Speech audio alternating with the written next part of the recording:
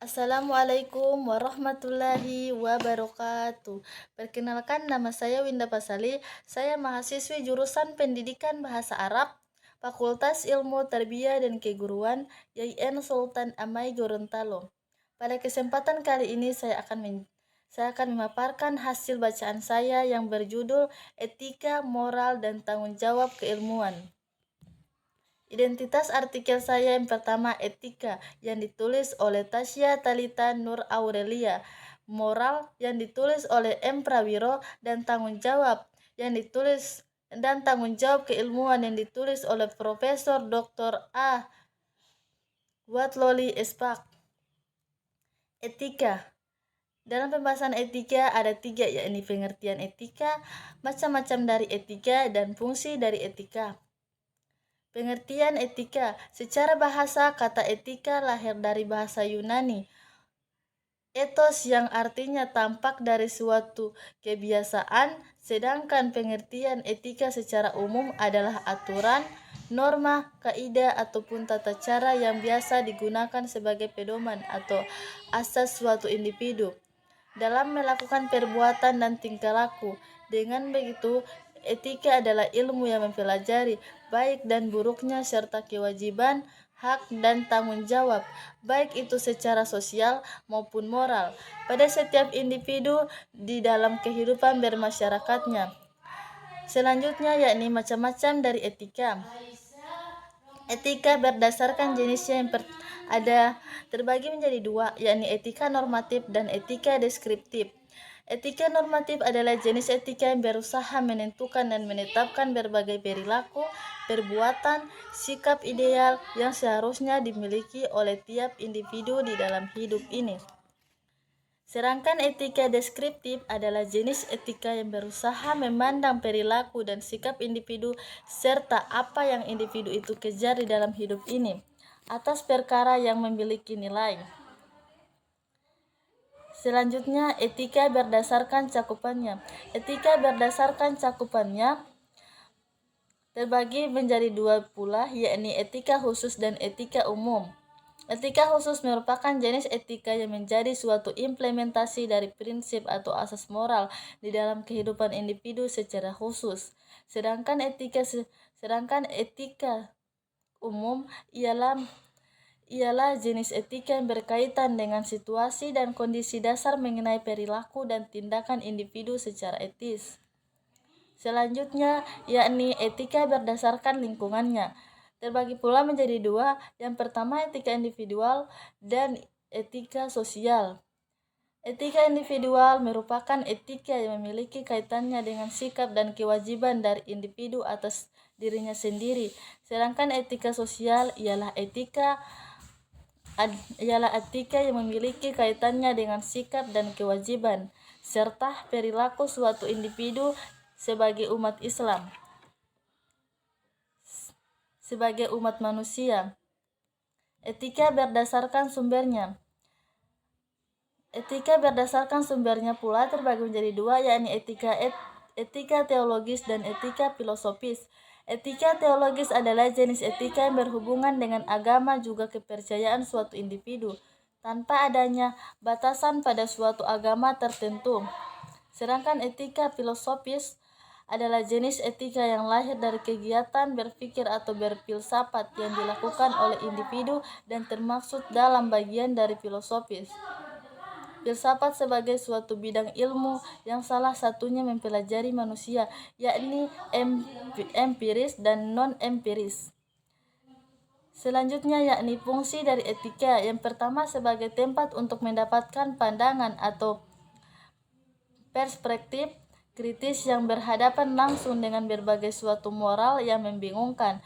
Yang kedua, guna pandang atau orientasi etis ini perlu adanya mengambil suatu sikap yang wajar dalam situasi dan kondisi masyarakat yang majemuk atau pluralisme.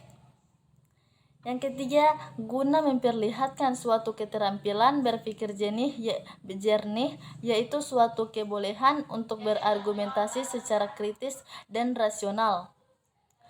Moral. Pembahasan moral juga di sini terbagi menjadi tiga.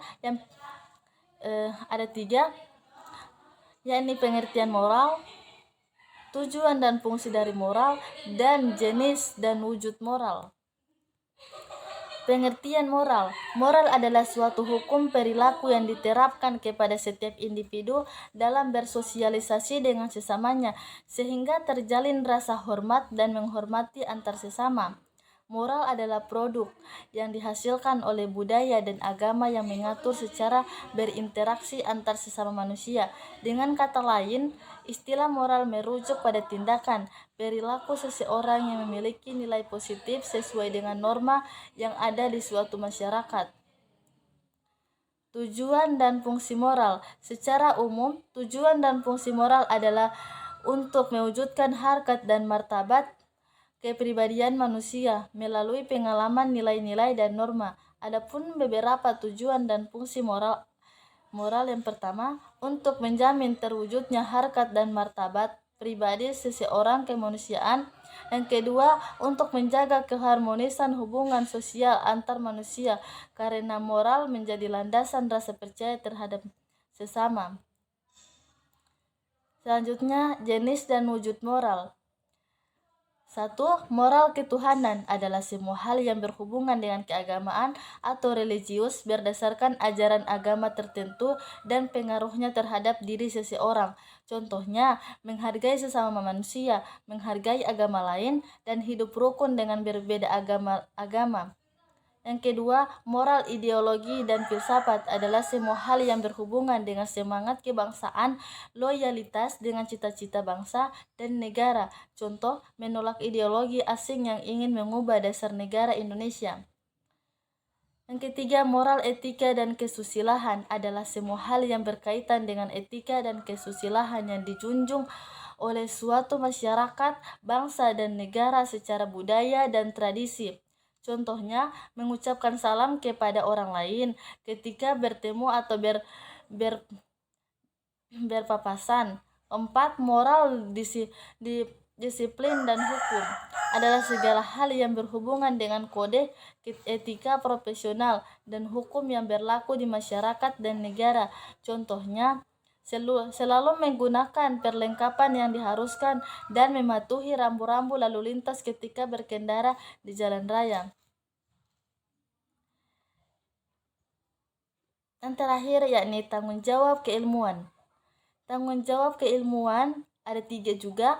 Pengertian tanggung jawab keilmuan, sifat keterbatasan tanggung jawab keilmuan, dan bentuk-bentuk tanggung jawab dari keilmuan.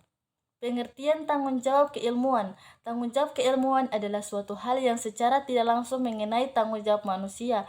Dalam hal ini, ilmuwan yang mencari, mempraktikkan, dan menerapkan atau menggunakan ilmu atau pengetahuan tersebut dalam kehidupan. Tanggung jawab keilmuan tidak dapat pisahkan dari perkembangan pengetahuan maupun keilmuan dari abad ke abad.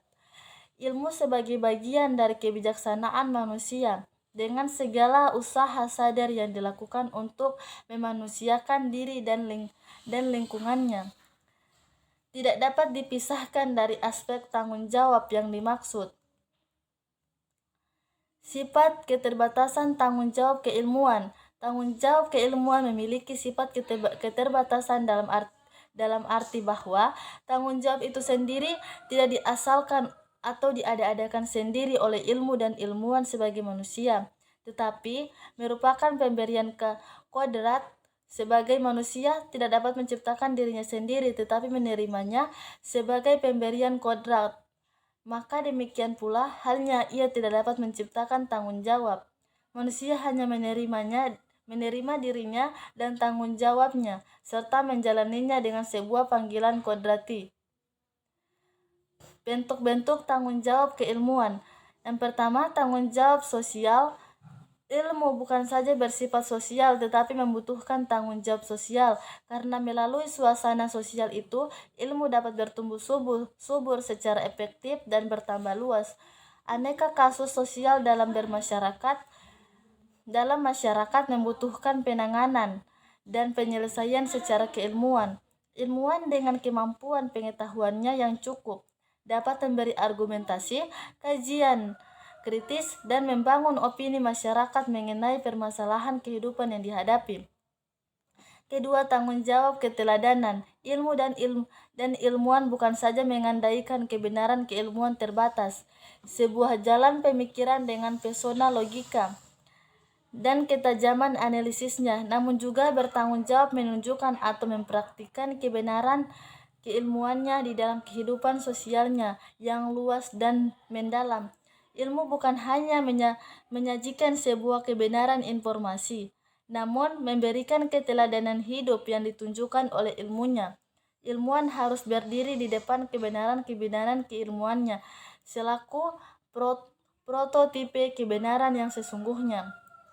Yang ketiga yakni sikap tanpa pamrih. Sikap tanpa pamrih berhubungan dengan kepentingan hati nurani manusia dalam tugas keilmuan. Maksudnya, sikap tanpa pamrih merujuk pada keteguhan batin atau hati yang tanpa tergoda dengan imbalan apapun untuk memperjuangkan kebenaran keilmuan, baik dalam rangka kepentingan teori maupun praktis. Intinya, ilmu harus terbuka pada himbauan dan seruan hati atau batin untuk terus mengkritik dan membenahi diri dalam rangka mengatasi berbagai kekurangan serta penyimpangan dalam kegiatan keilmuan. Salah satu aspek di mana hal itu pasti adalah sifat kritik diri dan menahan diri. 4. Tanggung jawab profesional. Tugas keilmuan menghimbau pada sebuah tanggung jawab profesional yang memadai. Tanggung jawab profesional keilmuan mengandaikan bahwa seorang ilmuwan harus menjadi ahli dan terampil dalam bidangnya, jadi bukan sekedar hobi. Tanggung jawab profesional keilmuan mengacu pada bidang keilmuan yang digeluti berbagai panggilan tugas pokok atau profesi keilmuannya. Tanggung jawab profesional menunjuk pula pada penghasilan atau upah yang diperoleh berdasarkan tingkat kepakaran atau pengetahuan dan keterampilan yang dimiliki dalam bidang keilmuannya.